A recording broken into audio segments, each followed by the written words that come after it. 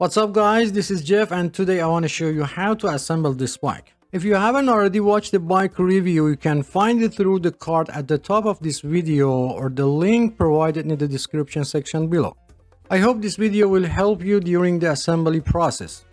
Before you start assembling the bike, it's important to note that the bike comes with a 1-year warranty as mentioned in the manual. To use the warranty, you will need to submit the warranty form along the purchase receipt, the bike serial number located under the body, and the bike model. You can find it on the frame. If the bike doesn't come with the manual, you can visit the manufacturer's website to access the required information and fill out the necessary details. To assemble this bike, you will require the following tools: a Phillips screwdriver, preferably in size 2 or medium, wrenches in size 10, 13, and 15 mm, Allen wrench in sizes 4, 5, and 6 mm. If you don't have the specific 10 and 13 mm wrenches, you may utilize an adjustable wrench instead.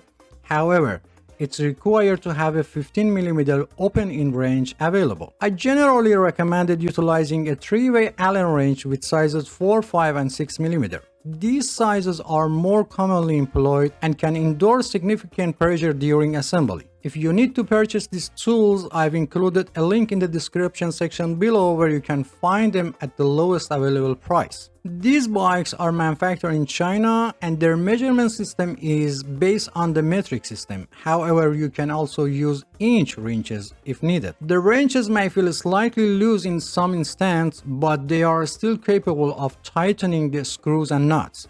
These are the size of inch wrenches that you can use. Some parts of this video are common to all bikes, and in order to be able to give you a complete explanation, I've used several bikes. So don't be surprised if you see different bikes in some part of video. Okay, let's start. First, check the box completely to make sure there is no any damage. If the box appears to be damaged when opening it, make sure the bike parts are not damaged in the damaged area of the box. Avoid tearing the box completely when removing the bike.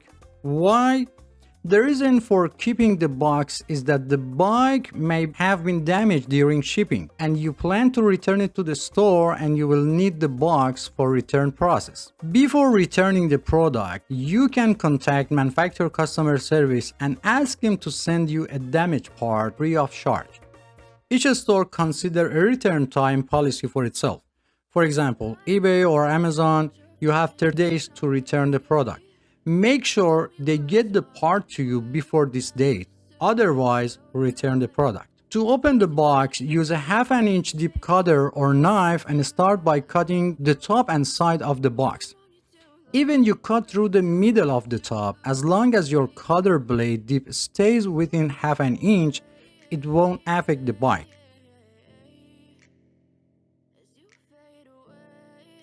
After opening the box, visually inspect the internal components including the wheels, front fork, rear derailleur, and handlebar to make sure they are free of any damage.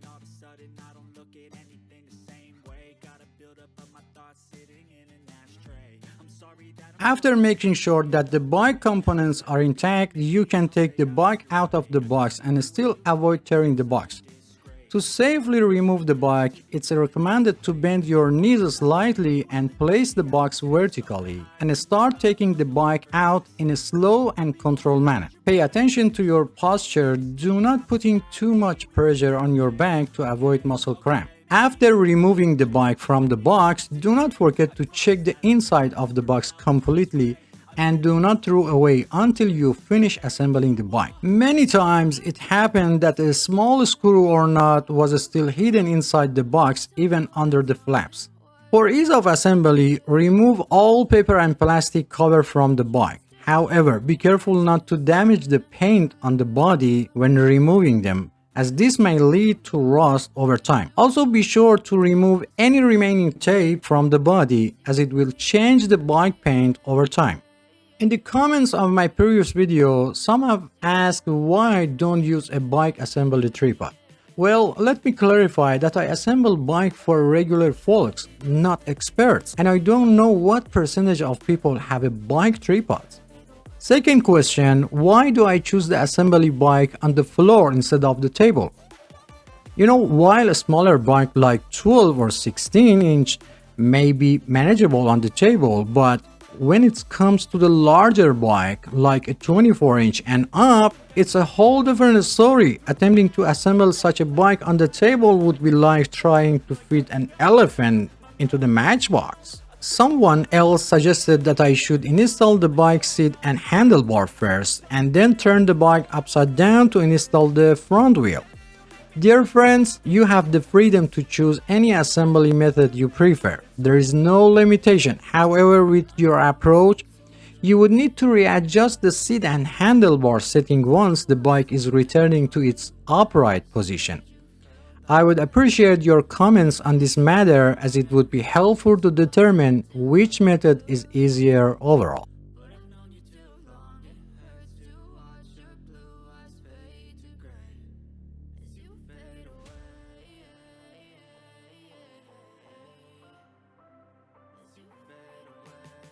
Let's start to assemble training wheels. Remove the rear axle nut and washer if present.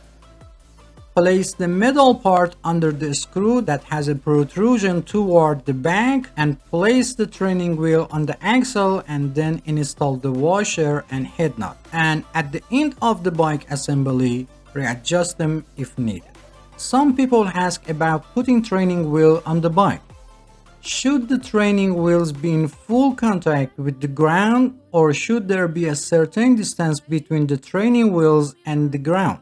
Training wheels, also known as balance assist wheels, are designed to help children learn how to balance while riding a bike in the early stages. If the training wheels are set to completely touch the ground, children may not understand concept of balance. On the other hand, if the wheels are too far off the ground, children will always think they are falling. The recommended clearance for each training wheels is approximately half a centimeter, or one wheel is in contact with the ground and the other wheel should be about 1.5 centimeter above the ground.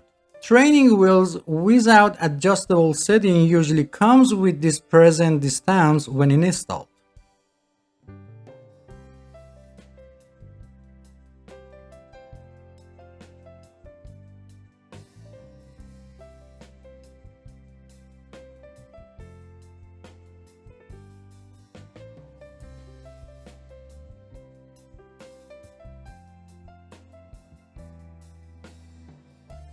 To determine the correct direction, turn the fork so that the brake system is facing forward.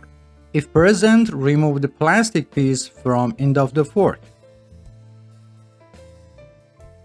Remove the head nut and wheel retainer from both sides of the axle. Check the tire and, if available, find a direction of rotation of the tire. Lift the bike frame and place the wheel axle in the fork. You will notice that the bike is stable. Although it's best to always keep one hand on the bike just to be sure. There is a hole at the end of the fork. Insert the wheel retainer into the hole and tighten the head nut by hand. In only a few limit models, only washers are used for the wheel retainers. Repeat the same process on the other side. Now align the wheel in the center of the fork and slightly tighten the head nut on the one side. If the rim is warped or bent, I made a video on how to fix it and I've put the link in the description section below. Tighten the nut slightly on the other side, and finally tighten the head nut on each side completely. And don't forget to check the alignment of the wheel during the process. Install the front pegs on both sides of the bike and regardless of the right or left direction. Use a screwdriver to tighten the pegs securely. If the fork was bent and you couldn't put the tire in the fork, I made a video and I've put the link in the description section below how to fix it. Remove the plastic cover from the end of the steam rod. If it's difficult to remove, unscrew the steam bolt and remove the plastic. If the reflector is loose, align it horizontally and tighten it with the Phillips screwdriver. However, be careful not to over tighten the screw because it may cause the reflector to break.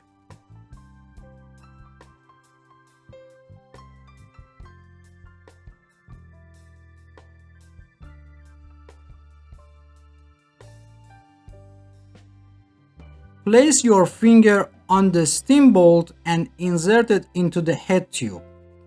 If it doesn't fit, loosen the steam bolt a little and try it again. In rare cases, the hole may not align properly and prevent the rod from going in place. If this happens, use an iron file to slightly open the head tube. The height of the handle is adjusted. You can increase the height by half the length of the steam rod. Look for a specific mark or color on the bar to indicate the maximum height. For safety, the mark on the rod must be inside the tube.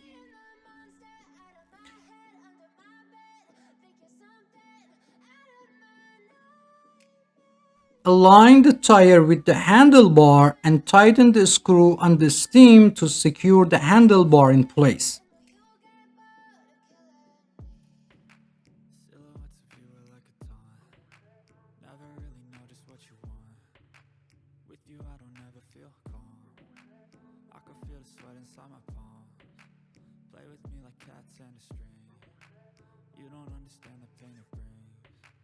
You don't ever wanna give me wings.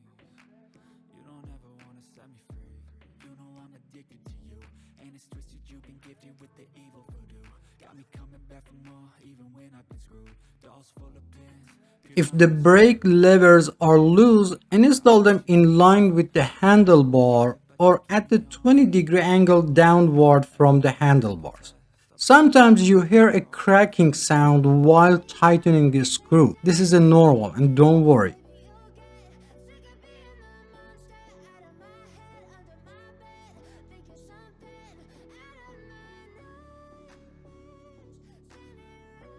On 99% of bikes, the brake lever adjustment screw is often found next to the brake handle.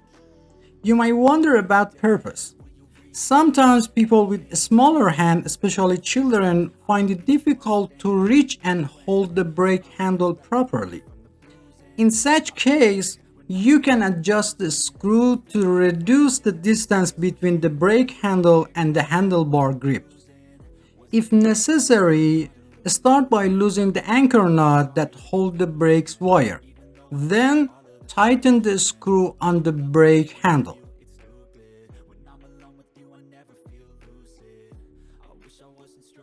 As you do this, you will notice that the brake handle moves closer to the handlebar grip and reducing the distance between them. It's important to note that this adjustment doesn't affect the overall performance of the brake system, and you can always revert it back to its original state if desired. Close the adjusting barrel until the end. Align the groove of the adjusting barrel with the groove of the brake handle. Loosen the anchor nut that's holding the brake cable.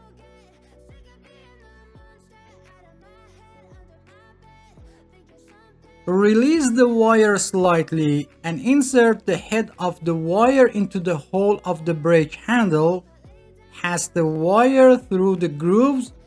After installing the brake cable head, tighten the adjusting barrel on the brake handle. Ensure that the groove of the adjusting barrel is not aligned with the groove of the brake handle to prevent the brake cable from coming out. Check that the brake pads are only in contact with the rim when braking. Press the brake arm and observe the position of the pads and adjust them if necessary. To tighten the brake pads, use your thumbs to hold the pads in place as you're tightening them. This prevents the pad from rotating during tightening.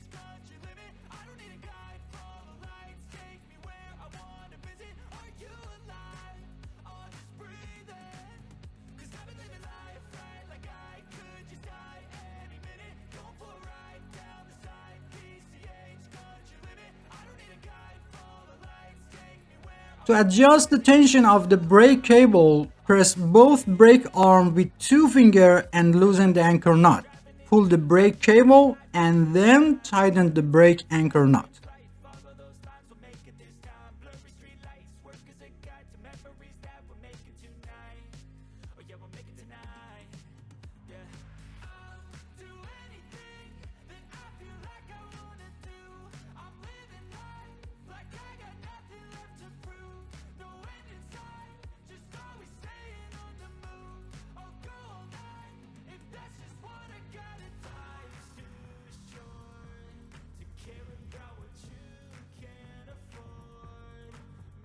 If both brake arms do not move together and you want to adjust them, you'll need the special tools or a narrow 14 spanner. Put the special wrench inside the two spring rings behind the brake arms and turn it a little in the direction that the arm doesn't move so that both arms move together, or use narrow 14mm spanner. Do this several times until both arms move together. If after adjusting the arms return to original position, slightly tighten the knot behind the front brake system. Even if only one arm moves, the braking system will still working properly. Test the brake by moving the front wheel and pressing the brake lever to make sure it's properly adjusted.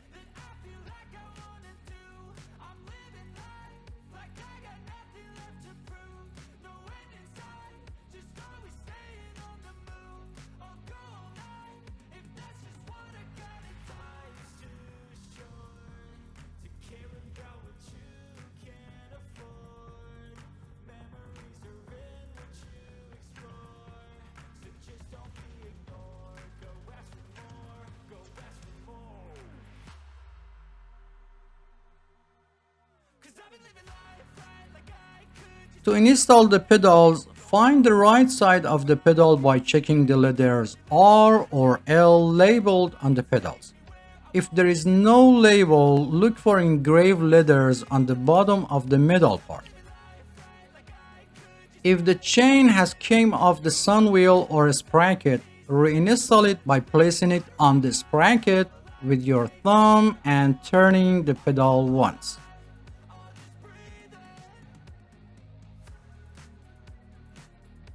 Install the pedal by hand only, without touching the threads and without using tools. Be careful to install the pedal vertically on the crank arm to avoid damage to the pedal and crank threads. For the left side, turn it counterclockwise, or easy way, turn it toward the front of the bike. After making sure the pedal is in the correct position, turn it a few times by hand, then while holding the rear wheel, use a 15mm wrench to tighten it. In rare cases when the pedal cannot be installed, first install the pedal on the other side. Sometimes the pedal may be labeled with the letter L, but both pedals are designed for the right side of the bike. If it's not installed on the opposite side, go back and install the pedal from the inside of the crank arm in the opposite direction to the rear of the bike. This is done when the pedal or crank thread is damaged. And reversing the installation direction will help rebuild the thread paths for proper installation. Also, if the pedal installed in this position, then you know you have selected the right pedal.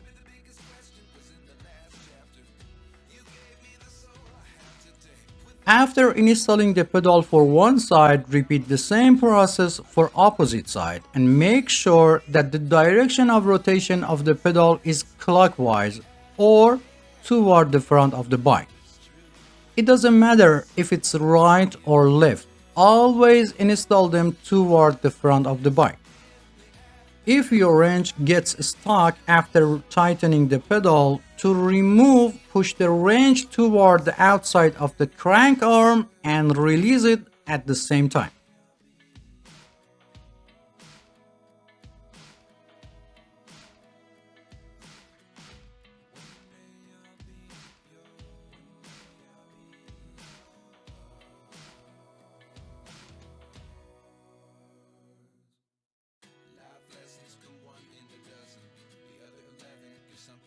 Open the two zipper of the front bag, place the bag on the upper or lower handlebar and close the zipper. It's better to install it on the upper bar so that it doesn't cover the reflector. Install the bag over or under the brake wire depending on your preference.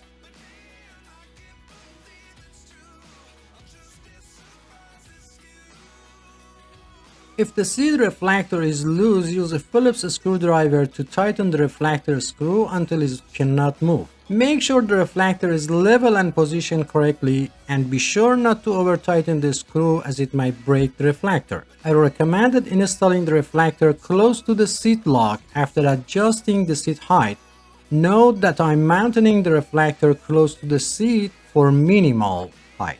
Open the quick release seat post lever and place the seat post in the desired position. While holding the quick release seat post nut with one hand, turn the quick release seat post lever a few times with the other hand until it feels tight. Close the quick release seat post lever regardless of height and direction of the seat and test the movement of the seat. If the seat still moves, open the quick release seat post lever. While holding the quick nut, rotate the lever one full turn and test again. Repeat this step until the seat stops moving. After the seat is secure, open the quick release seat post lever and adjust the height and direction of the seat and close the quick release seat post lever.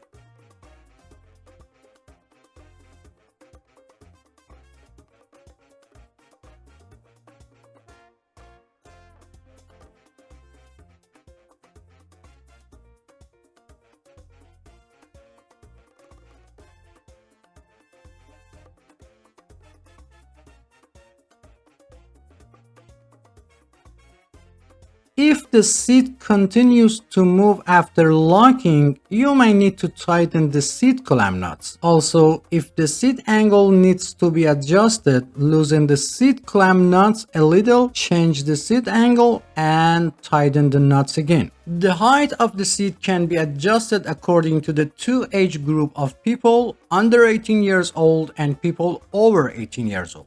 It's important to keep in mind that the body continues to grow until about 18 to 25 of age and then growth slows down. For children under 14, it's recommended to buy a slightly larger bike to accommodate their future growth and choose the right size for people over 18 years old. It should be noted that the age alone is not a determining factor and body size and proportion are more important. Some people may be 10 years old but have the same body size as a 13 years old. For bikes with training wheels, it's enough for children's toes to touch the pedals and they can turn them. For bikes without training wheels, the seat height is considered appropriate if toes can touch the floor while sitting on the seat, or one foot should be firmly on the ground while the heel of the other foot is flat on the pedal, or one foot should be on the ground while the toes on the other foot are placed on the pedal and the foot is slightly bent. If for any reason the seat post falls into the seat tube, turn the bike upside down and gently tap the bike body to remove the seat post. Another solution to prevent the post from falling inside the seat tube is to install the seat post alone first and then attach the seat. This eliminates the possibility of the seat post falling into the pipe during the installation. At the end, it's necessary to check the work done and make sure that all bolts and nuts are properly tightened. When inflating tires, some people inflate the tire to the amount of air indicated on the tire. However, it's important to note that the value displayed on the tire represents the maximum air pressure that the tire can withstand. For most bikes, the recommended air pressure is between 25 to 35 psi. In another way, after inflating to 20 psi, sit on the bike to check the tire pressure.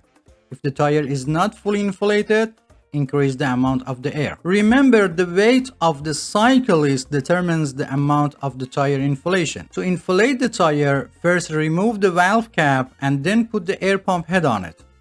Sometimes this is difficult because by pressing the tube valve, the valve goes inside. If the tire is slightly inflated, first deflate it completely. Press your thumb on the back of the valve and place the air pump head on it. Inflate the tire halfway and make sure the tire is still on the rim. If part of tire pops out, release some air pressure, put the pops out area back inside the rim and reinflate it again.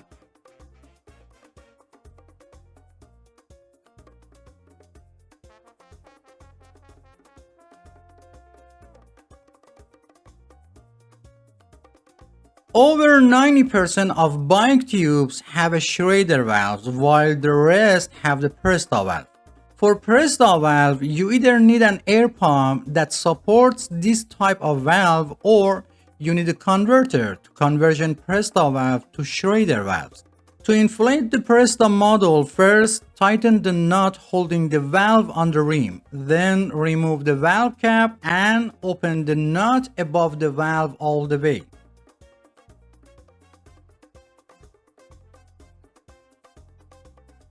Install the converter on it and inflate it like Schrader valve.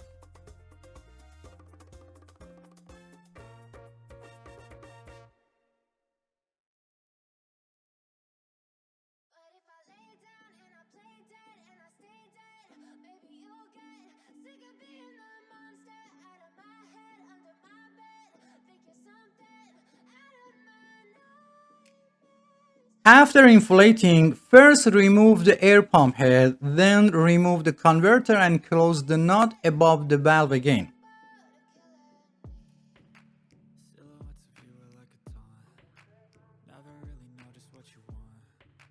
And finally, put the cap on the valve. If the nut holding the valve on the rim is loose, tighten it again.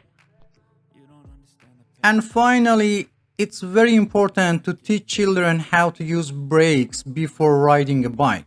Many accidents of children with trees or walls happen because they are not familiar with the braking system. So spend at least 10 minutes and teach them, and don't forget the helmet. If you have any question, please provide specific details or timestamp from the video so I can better understand your question and provide faster help. If you enjoy the content, please subscribe to the channel for support me and turn on all notifications to be the first to know about new videos. Feel free to visit other parts of the channel. Thanks for watching and don't forget to hit the like button. Until next video.